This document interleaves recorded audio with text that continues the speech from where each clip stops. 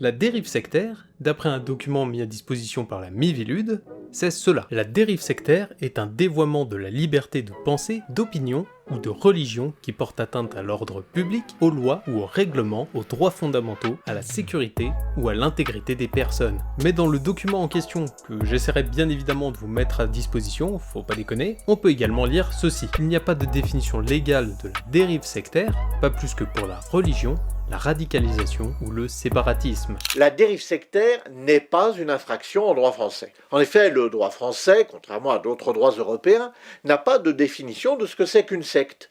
Et pas de définition de la secte, pas de définition de la dérive sectaire. La dérive sectaire se caractérise par la mise en œuvre, quelle que soit sa nature ou son activité, de pression ou de techniques ayant pour but de créer, de maintenir ou d'exploiter chez une personne un état de suggestion psychologique ou physique, la privant donc d'une partie de son libre arbitre avec des conséquences dommageables pour cette personne, son entourage ou pour la société. En gros, maintenir quelqu'un sous son emprise, que ce soit de manière physique, donc avec de la violence, de la séquestration et j'en passe, ou alors psychologique, donc si j'oriente volontairement un proche avec un argumentaire plus ou moins développé dans une croyance quelconque, alors qu'elle ne lui sera en aucun cas bénéfique, dans ce cas, je me ferai vecteur de dérive sectaire. Mais enfin, Survel, nous on veut des tutoriels sur Arduino, pourquoi tu te mets à nous parler de dérive sectaire comme ça d'un coup? C'est complètement débile, ça n'a aucun rapport avec la technologie, tu as perdu une partie de ton raisonnement, enfin. Alors, oui et non. À ce sujet, j'estime que la technologie a eu un impact majeur dans le quotidien de milliards de personnes, dont je fais bien évidemment partie. Et à ce titre, la technologie a même changé notre manière d'appréhender la vie elle-même. Et cela part selon moi d'outils comme YouTube, Dailymotion en son temps, Facebook,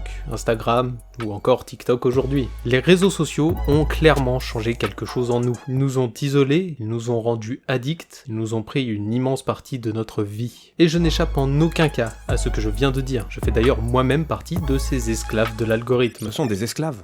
On est les esclaves de cette satanée plateforme, de ce foutu algorithme. On trime pour des vues, on angoisse à cause des mauvaises stats. En continuant de créer du contenu à travers internet, en essayant de passer une info, un message, une réflexion, malgré ma maigre influence sur les réseaux sociaux, je ne peux pas nier que j'en ai une. Et de ce fait, je suis incapable de te dire le nombre de fois où on m'a demandé de l'aide sur un projet. Et par conséquent, j'estime qu'il est de mon devoir de continuer à essayer de faire passer des messages que j'espère être bons pour mon audience. Mais il y a un petit problème. De mon point de vue, ça dresse un bien étrange parallèle entre l'influence en ligne et les chefs de certains groupes... En fait, j'avoue que je sais pas trop comment dire, spirituel, je sais pas. Et pour continuer sur ce parallèle, rien que le fait que je sois là en train de te proposer de réfléchir sur les dérives sectaires tout en te faisant la promotion de la technologie sur ma chaîne, ça crée une forme de contresens un peu particulier de mon point de vue, encore une fois. Mais après, je sais pas si c'est vraiment à moi de juger la situation. Bien que j'essaye de me montrer digne de la confiance que l'on peut m'accorder dès l'instant où quelqu'un décide d'appuyer sur le bouton s'abonner, je ne sais pas si je me montre suffisamment objectif dans le partage de mon avis. Mais en même temps, peu importe mes efforts, je reste et je resterai toujours un être humain. Ton opinion est mise à mal.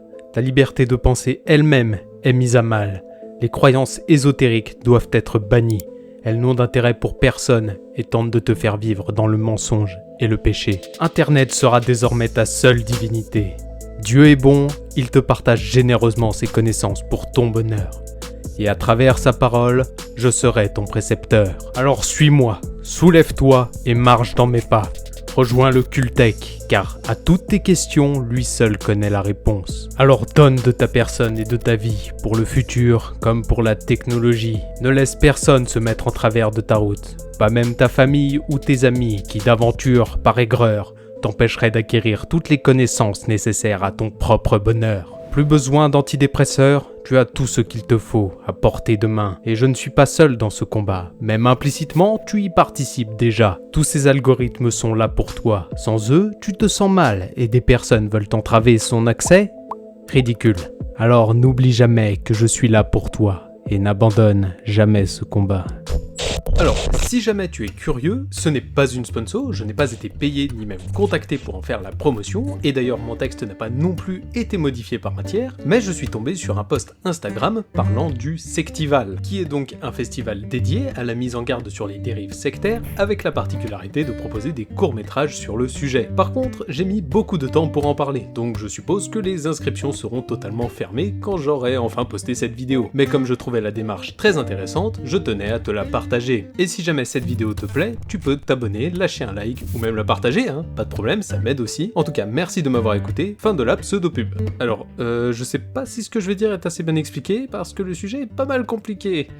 Depuis maintenant près de 2 ans, je m'attelle à créer jour et nuit des vidéos qui traitent de la technologie. Dedans, je me montre plutôt bienveillant envers elle, et je me réfère aussi à diverses personnalités plus ou moins décriées. Et pour autant, je sais que comme pour tout, il y a des hauts et des bas. Comme je l'ai dit un peu plus tôt, bien que j'en fasse la promotion, je pense qu'il y a un étrange parallèle à dresser entre l'influence en ligne et la dérive sectaire. Je m'explique. Quand on est suivi par plusieurs milliers de personnes, ce qui aujourd'hui est quand même mon cas, on a peut-être l'impression quand on est derrière l'écran de se dire qu'on peut faire davantage confiance à cette personne qu'à un autre créateur qui aurait par exemple seulement 67 abonnés. Mais en même temps, peut-être que ce petit créateur de 67 abonnés aurait davantage raison dans ses propos que le créateur à plusieurs milliers d'abonnés. Chaque personne sur chaque réseau social ne montrera jamais 100% de la vérité, et que ce soit volontaire de la part du créateur ou pas forcément. De mon côté, j'essaye de ne jamais mentir. Après, libre à toi de me croire. Mais après, si j'étais vraiment 100% honnête en vidéo, bah tu pourrais par exemple voir des habits traînés dans ma chambre ou des biscuits pour chiens sur mon bureau. Je te montrerai aussi mon quotidien palpitant qui consiste à me lever de mon lit pour poser mon cul sur ma chaise de bureau, me lever de ma chaise de bureau pour aller me coucher. C'est palpitant. Mais ce que je te montre en vidéo, c'est un objet virtuel que j'ai travaillé pendant des heures et des heures. Et je reste tout de même un humain parfaitement normal, qui va faire des blagues nulles, qui va rigoler, qui va s'énerver, ou qui va pleurer de temps en temps. Mais au quotidien, on pourrait penser que j'essaye de devenir une sorte de gourou des technologies. Et en te dévoilant ça, j'espère pouvoir démontrer au moins en partie de ma sincérité. En tout cas, sur les réseaux sociaux, il faut à tout prix que tu saches que ce n'est pas du vrai à 100%. C'est en quelque sorte de l'acting. Donc ce qu'un influenceur montre et dit, ce n'est pas nécessairement vrai, et ce n'est pas nécessairement réel non plus. Et certains, sur un petit peu n'importe quel réseau social, profitent d'une forme d'abus de confiance pour par exemple vendre de la merde à leurs followers, ou encore promouvoir des choses bizarres qui peuvent carrément nuire à leur santé, ou même pire, aller jusqu'à les tuer. Bien entendu, j'espère ne jamais figurer dans cette liste de personnes. Étant quelqu'un de très fan des différentes prouesses technologiques effectuées au fil des dernières décennies, eh bien je trouve formidable l'arrivée des réseaux sociaux dans notre quotidien, puisqu'avant toute chose, ils facilitent grandement la transmission de données en donnant la parole à tout le monde. Et sans eux, je n'aurais probablement jamais eu l'occasion, ou même la curiosité d'aller chercher qui pourrait être Elon Musk. Et même parmi l'incroyable quantité de créateurs super intéressants, eh bien donner la parole à tout le monde, c'est donner la parole à n'importe qui. Et sache quand même que, exactement comme toi, je suis n'importe qui, et je ne veux en aucun cas créer de nouvelles religions. Sauf que certaines personnes ont une envie assez visible, je dois dire, d'essayer de créer une forme de culte autour de leur propre personnalité. Bon, pas nécessairement dans la mesure où leur objectif ce serait de te prélever tout ton pognon ou de te faire adopter de nouveaux dogmes, mais l'objectif serait plutôt d'être connu et admiré par cette communauté. Et c'est pour ça que je tiens quand même à rappeler que peu importe la personne qu'il y a derrière ton écran, ça restera toujours une personne normale, forcément avec ses qualités comme ses défauts. Enfin, sauf si c'est Ameka. D'ailleurs, je n'évoquerai aucun nom dans cette vidéo. Je n'ai pas spécialement envie de la faire supprimer par des personnes qui gagnent 100 fois plus que moi, qui apparaissent même parfois à la télé, qui s'enregistrent encore avec le micro de leur smartphone et qui ne savent pas ce qu'est de monter une vidéo. À chaque fois que quelqu'un te propose un produit ou un service, demande-toi toujours si tu en as vraiment envie ou besoin, que ce soit pour un placement de produit pour des lunettes anti-lumière bleue ou une sponsor dissimulée pour un cabinet de chirurgie esthétique basé en Turquie. Aujourd'hui, est-ce que tu es libre? Autour de toi, nulle barrière. Et qu'est-ce que tu fais sur ton téléphone? Est-ce que tu passes plusieurs heures par jour à scroller sur TikTok? Est-ce que tu te sens dépendant des réseaux sociaux? Parce que moi oui, j'avoue que je me sens un petit peu dépendant de YouTube. Il y a constamment des nouvelles vidéos qui me sont recommandées, qui sont plutôt adaptés à ce que j'ai envie de voir, donc je suppose que c'est pour mon bien. Après, il y a également un vocabulaire intimement lié à cette plateforme, comme par exemple les YouTube Shorts ou encore YouTubers. Même si c'est un peu désuet, on peut retrouver à peu près la même idée chez d'autres entreprises, comme par exemple Meta ou plus récemment chez TikTok. Et le temps que je passe au quotidien sur mon smartphone m'éloigne de plus en plus de la réalité comme de mes proches. Attends, ça devient un petit peu bizarre là, non? On parle d'un appareil que j'ai constamment dans la poche et qui passe son temps à m'isoler. C'est curieux quand même. Ce qui a tendance à caractériser les dérives sectaires, ce sont les changements dans les habitudes. Par exemple, les habitudes d'alimentation. Également la tendance à isoler le sujet de sa famille et de ses amis. Après tout, c'est quand même bien plus simple d'attirer une personne à la fois que 50 d'un coup. Et derrière ton écran, tu es bien plus souvent seul. Et forcément, cette solitude te rend un peu plus vulnérable. Après tout, l'être humain a pu évoluer et perdurer grâce au collectif. Pour moi, le smartphone, c'est l'appareil qui détient la vérité, l'accès le plus simplifié à la plus grande base de données. Mais derrière ton miroir noir, tu es destiné à n'avoir que ton seul filtre critique, et seul ton avis semble compter. Mais les mots ont un sens et les paroles ont une portée. Quand je regarde un documentaire, je prends forcément en compte ce qui m'est dit et montré, et je prends en compte ce nouvel avis, que ce soit fait consciemment ou pas forcément. Et je n'ai pas nécessairement quelqu'un avec qui échanger à ce sujet. Et dans un cadre presque intimiste, dans lequel je choisis volontairement d'accorder du crédit et de l'attention, si derrière je n'essaye pas de raisonner un peu de manière logique, eh bien je pourrais croire tout et n'importe quoi. À partir d'une invention de la NASA, on peut estimer que les objectifs de tous les appareils photo sont truqués et qu'ils changent forcément la forme de la Terre, qui bien entendu est plate. Et aujourd'hui, Samsung jouerait dans la même équipe, et ça grâce à son algorithme de rendu de photos de la Lune. D'ailleurs, tu savais que l'homme n'avait jamais posé les pieds sur la Lune? Bon.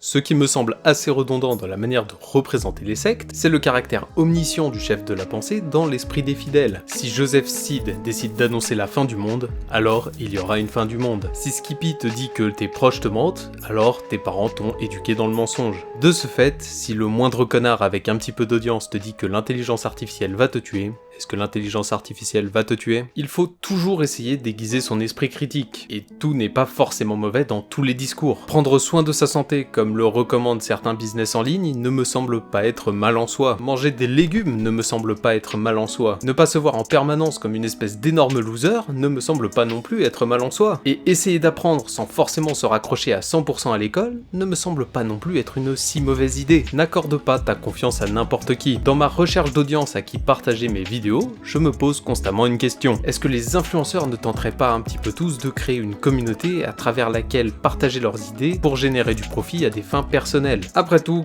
que serait une secte sans la dimension économique qui l'accompagne? Est-ce que cette quête de création de communauté à tout prix, avec son vocabulaire et sa vision, tout en la bafouant, en s'exposant et en rigolant sur son dos, ne serait pas un petit peu le début d'une nouvelle génération de gourous en tout genre? Marketing, amour, confiance en soi, QAnon, technologie. Certains ont appelé à marcher sur le Capitole. Certains ont tenté de renforcer l'attachement de leurs propres abonnés en écrasant d'autres créateurs. Et cette quête de popularité a selon moi alimenté la quête de la vérité. Et si à ce jeu, celui qui a le plus de followers la détient, comment est-ce qu'on peut s'imposer dans un monde de menteurs patentés? Franchement, j'en ai aucune idée. Mais si jamais demain je deviens un gourou de la technologie, je te promets de faire tout mon possible pour ne jamais glisser dans la facilité. Salut à toi, jeune spectateur. Savais-tu qu'à la fin du Titanic, le bateau coule? Est-ce que tu veux survivre sur une porte? Ou bien crever à cause d'un glaçon? Il faut que tu te poses les bonnes questions. Est-ce que tu veux me faire de la peine et crever parce que Rose refuse de bouger son cul pour te faire de la place? Ou bien tu préfères suivre un culte qui est là pour t'aider? Comment ça n'a pas de rapport? En tout cas, si jamais tu veux suivre mes dogmes de mal alpha 100% pure couille et rouler dans ce genre de véhicule haut de gamme, je pense que la question elle est vite répondue. Alors à très bientôt avec un t-shirt de vrai homme de culture.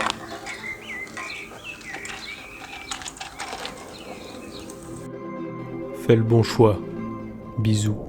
Bien sûr, tu peux douter, mais je te donnerai un idéal à suivre. Tu marcheras dans mes pas, et peut-être que tu trébucheras, que tu tomberas. Mais le moment venu, tu me rejoindras. Et à ce moment-là, nous accomplirons des miracles. En tout cas, j'espère que tu prendras le temps de réfléchir à ce que te dit ton entourage et que tu te poseras plein de questions sur ce que tu consommes au quotidien. D'ailleurs, dans tout ce que j'ai dit, mes propos à moi sont également à nuancer. Après tout, je reste un être humain. Je peux toujours me tromper. Sur ce, que chaque parole traverse un filtre critique. En tout cas, à très bientôt, c'était Survel. Ciao.